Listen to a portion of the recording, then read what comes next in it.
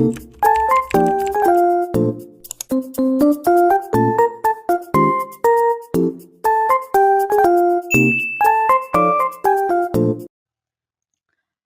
guys, Assalamualaikum warahmatullahi wabarakatuh. Hari ini aku mau ngebahas lagi soal-soal P3K Kebidanan buat persiapan P3K Kebidanan 2023 ya, khususnya di kompetensi teknisnya.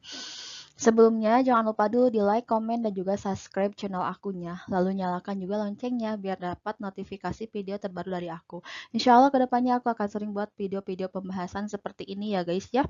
Oke guys, kalau ada yang salah boleh dikoreksi ya, nanti di komen-komen saja. Kita lanjut aja ke nomor yang pertama ya.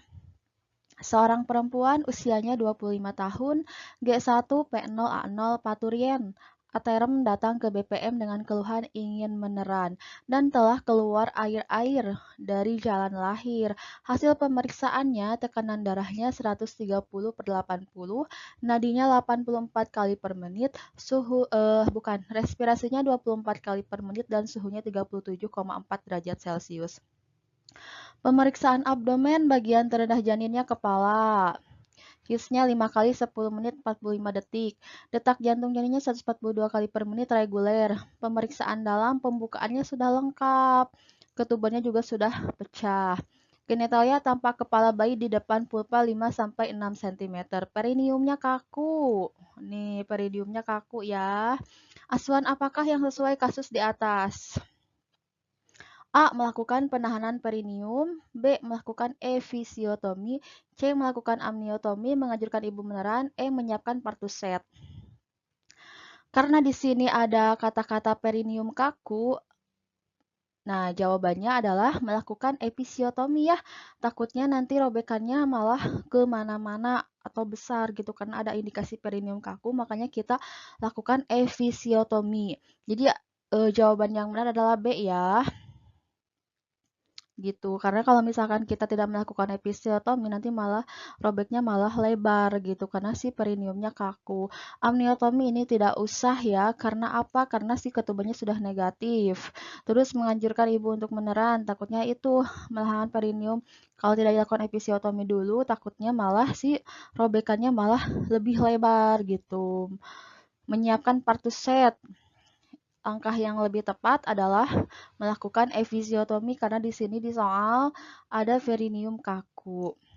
Oke guys, kita lanjut lagi ke soal berikutnya. Tindakan episiotomi yang dilakukan oleh bidan harus pada arah.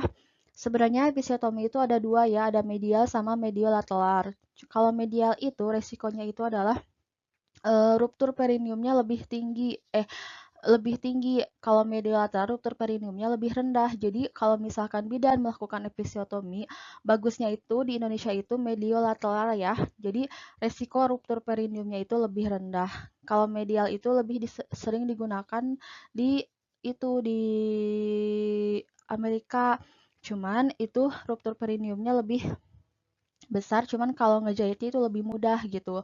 Kalau mediolateral itu ruptur perineumnya itu lebih rendah. Jadi kalau di Indonesia itu sebaiknya dilakukan mediolateral gitu. Kita lanjut lagi ke soal nomor 3.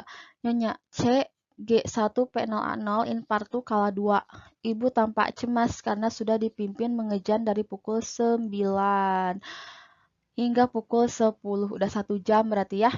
Belum lahir, detak jantung janinnya 140 kali per menit, kontraksi utadusnya 3 kali dalam 10 menit, lamanya 30-35 detik. KU-nya baik, kepala masih tinggi di HODS 3.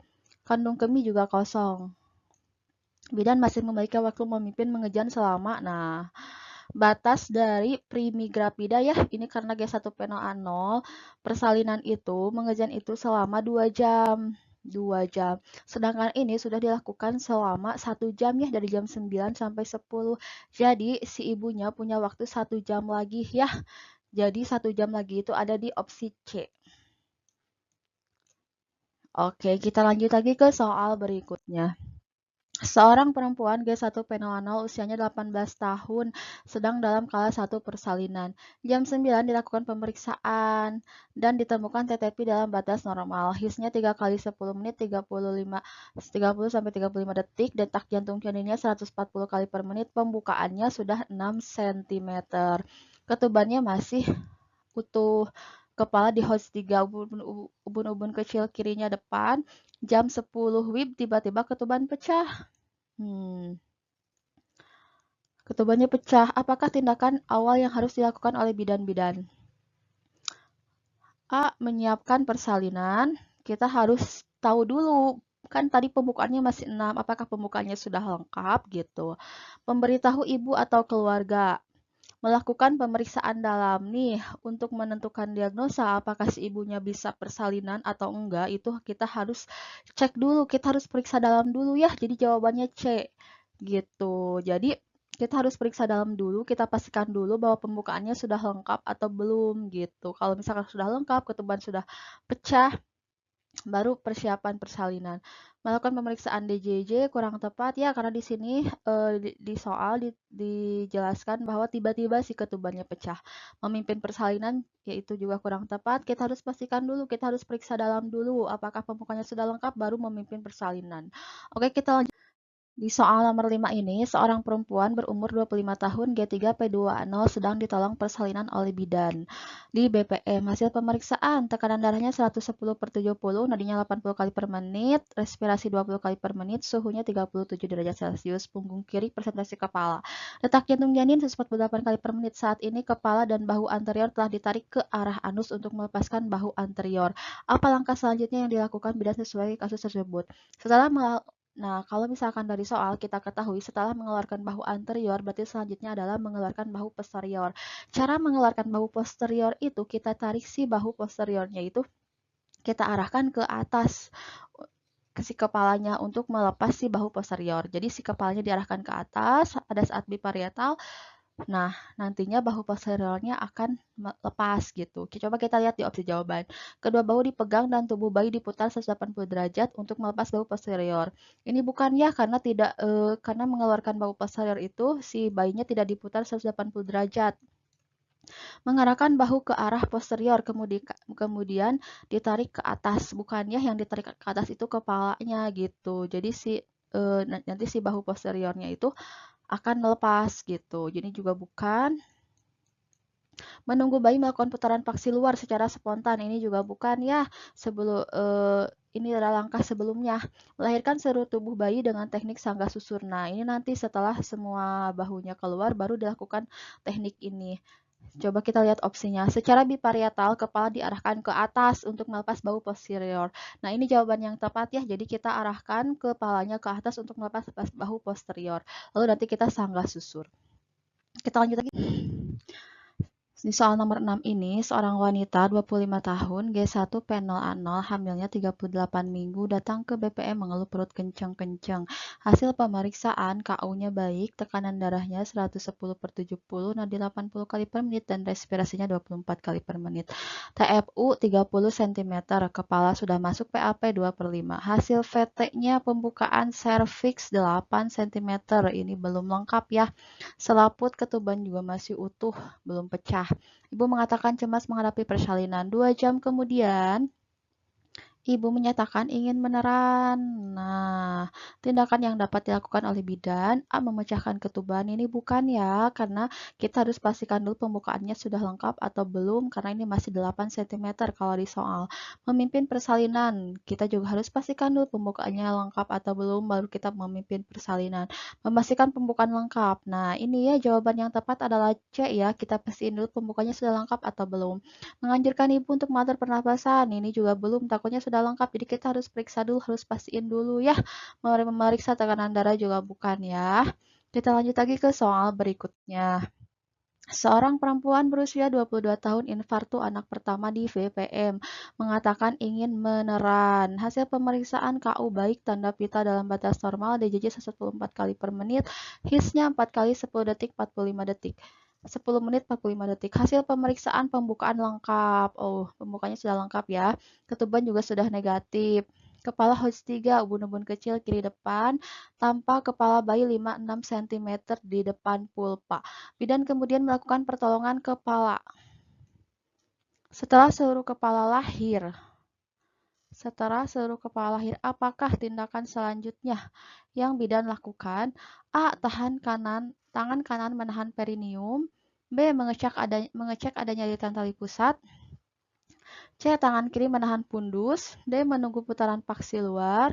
E. Memeriksa DJJ. Nah, di soal disebutkan bahwa setelah seluruh kepala lahir, apakah tindakan selanjutnya? Jadi di sini kepalanya sudah lahir. Yang kita harus lakukan adalah mengecek adanya lilitan tali pusat.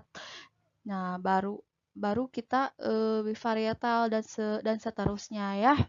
Kita cek dulu lilitan tali pusatnya, nanti si kepalanya baru melakukan putaran vaksi dan kita langsung lakukan langkah-langkah selanjutnya bivarietal, terus sanggah susur dan sebagainya ya. Jadi ketika kepala lahir mah kita lakukan dulu cek dulu si lilitan apakah ada lilitan tali pusat atau enggak gitu. Kita ke soal nomor 8. Seorang perempuan berusia 25 tahun melahirkan anak pertama jam 13 di BPM. Bayi sedang IMD, plasentanya